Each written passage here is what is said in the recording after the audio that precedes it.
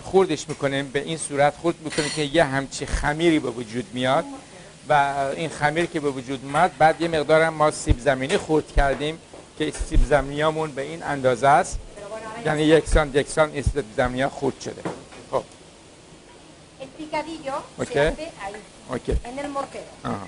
Es típico valenciano también. و این خوراک که درست میکنیم یک خوراک تیپیکال والنسیاییه. بعدن که تازه شد من امتحان میکنم. El pan, los ajos, آها. pimentón, آها. el agua y Ya. ahora añadimos la anguila.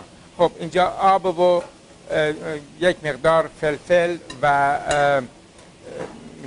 یک مقدار ادویه، بله یک مقدار ادویه و اینو ما با یک مقدار رب گوجه فرنگی پختیم و این ماهی رو ریختیم این تو که این ماهی این تو بپزه.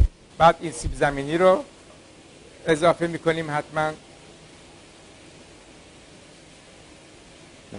Aproximadamente, para lo que tenemos de anguilas, ponemos esta cantidad. بله. سیب زمینی رو اضافه میکنیم، سیب زمینی که خورد کردیم و یه دو مرتبه همش میزنیم. بله.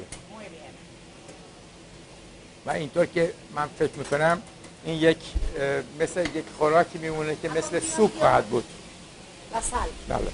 نمک حتما، نمک به اندازه کافی.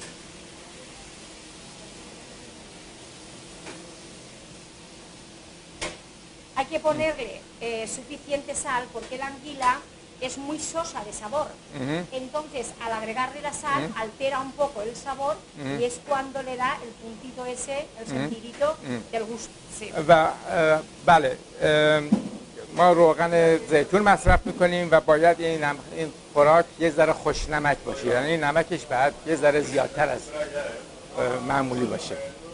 اوکی؟ Ahora dejamos servir y al final del mortero, entonces cuando ya ha hervido durante 10 minutos el allipebre con la patata, se le agrega el picadillo y se deja unos 5 minutos más. اوکی. Y ya está listo. همینطور که قبلا گفتم ما یه مقدار نون و چیزای بادام و فلفل و سیر و اینا رو برداشتیم تو یک هاونگی زدیم تا به این صورت یک حلیمی شده و این حلیم رو 10 دقیقه پیش از اینکه بعد از اینکه 10 دقیقه پیش از اینکه خوراک رو بخوایم سرو بکنیم میریزیم توی دیگمون. اوکی. یا Merci. Albóndigas de bacalao. I know. Riquísimas. Yeah. و خوراکی هم که بغلش میذارن که یک دفعه قبلا پخت در رستوران دیگه پخته شده، پوره سیب زمینی با ماهی خورد شده که بعدا اینو توی روغن توی یک تاوه ما سرخ خواهیم کرد. اوکی.